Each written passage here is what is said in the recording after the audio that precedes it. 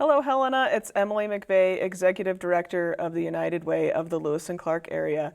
With me today is Brianna with the Girl Scouts of Montana and Wyoming. Did I get that right? You did, All right. yes.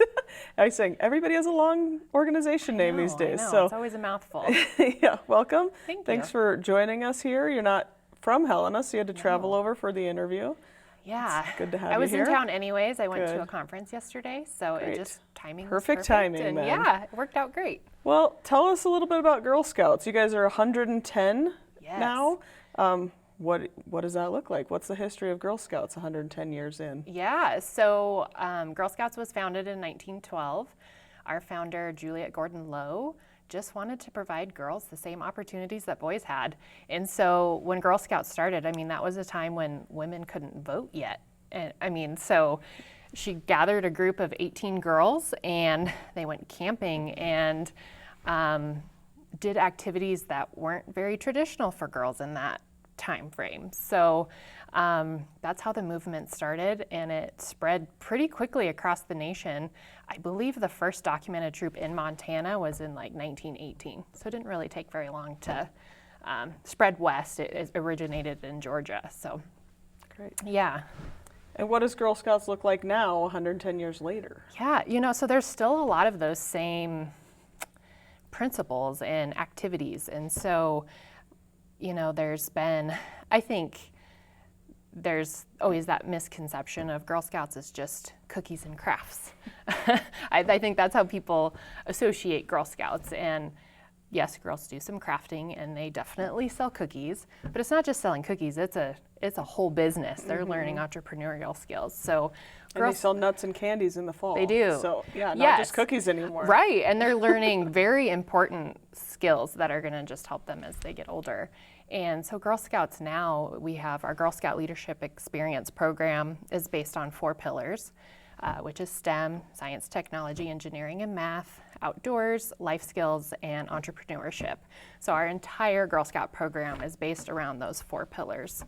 So girls are learning how to change the oil in their car. They're learning how to pitch a tent and start a campfire and learning about knot tying, or they might be building a robot or designing some sort of app, or there's just really, the sky's the limit on what girls can do these days. And you guys have a 110th anniversary celebration coming up. When is that? Tell us the details. We do, yeah. So we wanted to celebrate big with 110 this year. We kicked it off earlier this year in Billings on Girl Scouts' birthday, which was March 12th. And then we're continuing the celebration in Helena next month, July 8th through the 10th. And so we'll be doing a huge event that weekend. Friday, we'll kickstart the program with our highest award ceremony. And so that's honoring and celebrating Girl Scouts who have earned their bronze, silver, or gold award. And a lot of people don't realize, I think a lot of people have heard of the Eagle Scout Award. Well, Girl Scouts Gold Award is the equivalent of that. So these girls have invested hours and hours of their time. They've identified an issue in their community, and they're coming up with sustainable solutions. So we definitely want to celebrate these young ladies as they've put in this hard work. So we'll kickstart the weekend with the event at the Capitol, and then that evening we're going to be hosting a lifetime member dinner. So we have Girl Scouts who are lifetime members, and so they'll be invited to come and have a dinner, do some activities with the Girl Scouts, give them a chance to visit and catch up and do that kind of stuff. And then Saturday is when all the really fun stuff is going to happen. The morning will consist of various field trips, so we really have something that will appeal to every girl. We have canoeing and hiking and fishing. We've got an activity planned with the Holter Museum and a downtown walking tour, sapphire mining, gold panning, so just lots of different things that the girls will get to choose. And then that afternoon we'll have a variety of hands-on activities, kind of station style, that the participants will get to go and do all these different activities with local other organizations and local community members that are volunteering their time.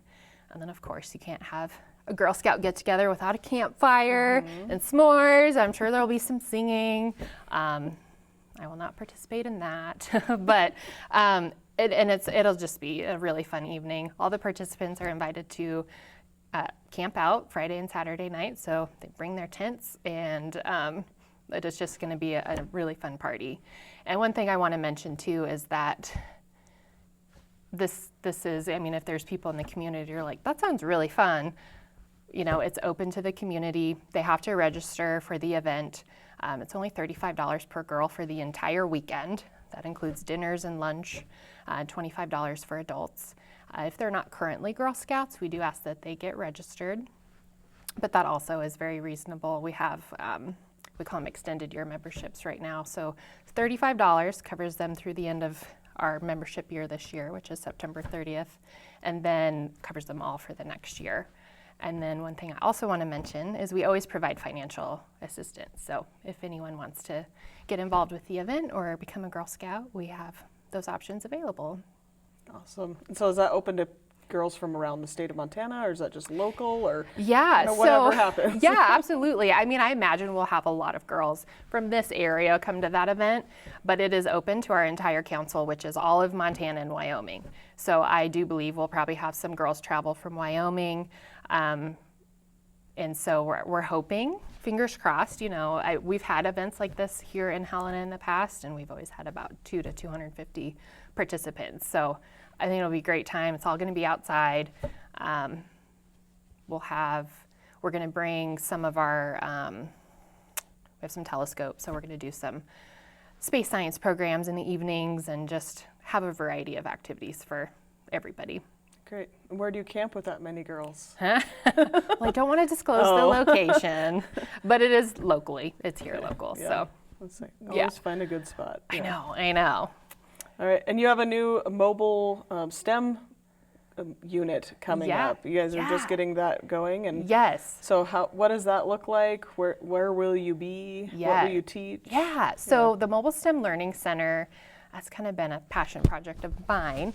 And it's a cargo style van that will be fully equipped for us to provide STEM education to girls across Montana and Wyoming. And so we have the van. It just came like a week ago, and so that's really exciting for us. Just with the auto industry, we've been waiting for a long time. So when it arrived, it was a happy day. And next steps will be just getting it ready so we can take it on the road. It'll be wrapped so everyone will know when Girl Scouts rolls through town. And then it really is just going, the passion behind this project was, how do we best serve those girls that are in rural Montana and Wyoming, which is a good majority of our population. And girls who reside in more urban areas, such as Helena or Billings or Missoula, they have more of an opportunity to participate in STEM education and activities, whereas these rural girls don't necessarily have the same opportunity. So our main focus with the Mobile STEM Learning Center will be to provide the STEM education and programs to girls in those rural and reservation communities. So that will be our primary focus. Not saying we're not going to roll through Helena and do some cool stuff, but that's really kind of our main focus, is to provide those girls that opportunity. And so far we've been getting to get some of the tech that's going to be in the van, which has been really fun. I've got to shop for that stuff. So but we have some 3D printers and 3D pens. We have really large drones. So our program manager, she has her pilot's license, and she's been working on, so the girls will get to see what that looks like. We also have smaller drones that the girls will get to fly, and they can actually be coded, so they can make them dance or make them do certain flight patterns. So they kind of get to learn the science behind coding, but then how drones work. We have a life-size anatomy figure where all the organs come out, and so they'll get to learn some anatomy and physiology. We have virtual reality headsets. We have laptops and computers for coding, and that's just some of the tech that we have right now. And then, of course, all of our programming the tech is what I think girls really love. It's like cool to play with that stuff, so that'll probably be a big part of our programming, but we certainly want to focus on the other letters of STEM. I was gonna say, tell us again what STEM stands for. I know Yeah. it's a common word we say these days. Yeah, but not everyone knows what it means. Yeah. So science, technology, engineering, and math. So there will be some math programming in there. Our program people are amazing at making that stuff really fun. Like you hear math and you're like, ugh.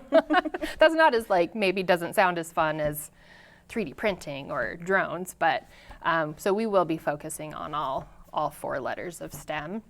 And we have a map. We already have a kind of a route planned out of where we'll be going. We do anticipate and plan on going through every single county in Montana and Wyoming. I'd like to say in a year, but that's not realistic. So in the next There's couple a lot of of counties years. in Montana. I don't know about Yeah, Wyoming. I think but- altogether it's like 79 counties it's a between the lot. 2 states. So we'll do our best to serve as many girls as we can in that first year. We just got to get it ready to go, and but we're really excited to get that on the road. Yeah, it sounds like you could spend days just playing with all the Oh my, yes. technology. Yes. We just actually recently, all of our staff were able to get together from all across the 2 states, and we got to learn how to use the equipment and what programming could look like, and yeah, it's going to be great. Great. And you're having an open house near Camp Castle Rock, which is maybe in Wyoming? Or is that in Montana? I just don't know where it is. Yeah, that's okay. So Camp Castle Rock is near Butte. Oh, okay. And See, learning new places. I know, right? And we have so many Girl Scout alumni and lifetime members that reside in Helena and the surrounding communities where they're gonna perk up like, ooh, Castle Rock? I went to They there. know that. They know that name because they went there when they were a See, kid. all my kids are boys. They were in Boy Scouts, so Yeah. that's new to me. Yeah, That's good to know. That's okay. Yeah. So we have been working on the last several years on kind of renovating this property. It's our most historical resident camp property. The lodge was built in 1927, was dedicated by Mrs. Herbert Hoover, so there's a lot of history there. But with an old camp, there's older Old things. camp problems. Yeah, that need to be updated. So we've been spending a lot of time on updating the property, getting new cabins. We have a beautiful new pavilion and shower house facility. And new this year, they're working on building a new amphitheater. And we've been doing a lot of work to renovate the lodge, but also making sure that we maintain its historical integrity and character. So we just are inviting everyone to that event. It's August 27th from 11 to 3. It's free to the public, anyone who wants to come by. We just want to show off the camp, and we're hoping people who are reminiscent of, their time at Girl Scout camp will stop by and check it out. And how do they sign up for that?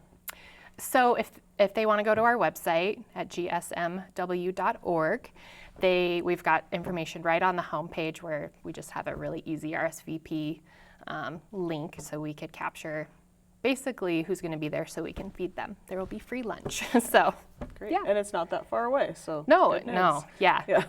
Yeah. All right. Well, how does a girl or a parent get signed up to be a Girl Scout or a parent volunteer, or get involved with the Girl Scouts? Absolutely. So we,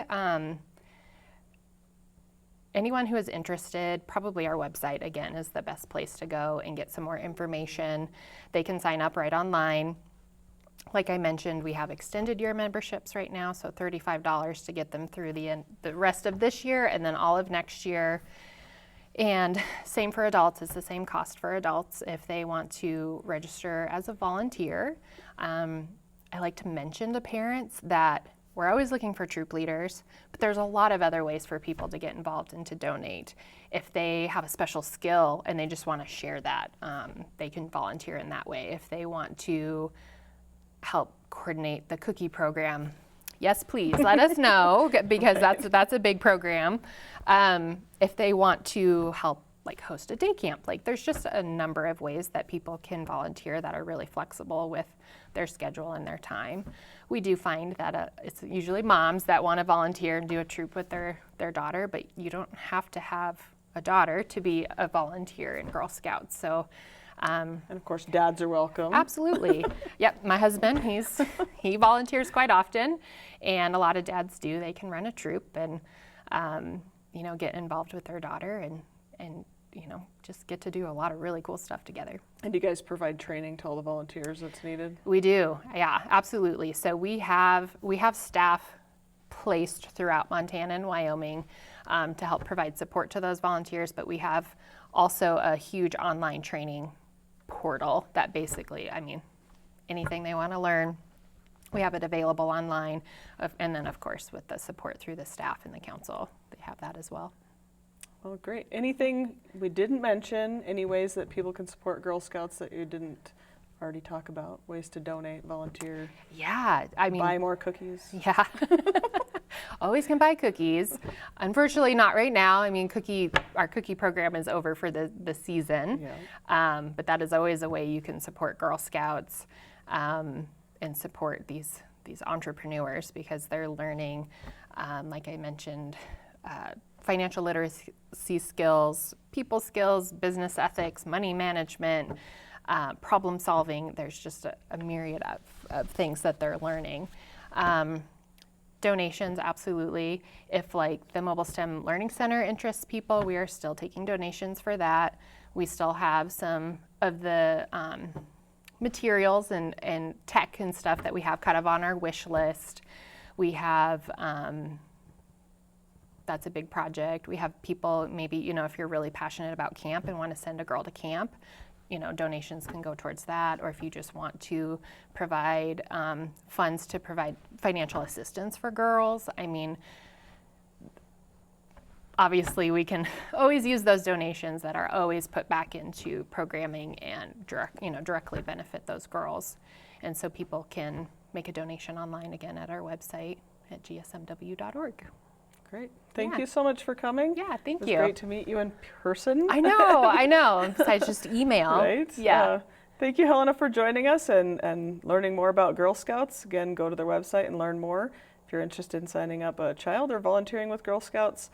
Thank you for joining the United Way Partner Spotlight again this week. We'll see you next week.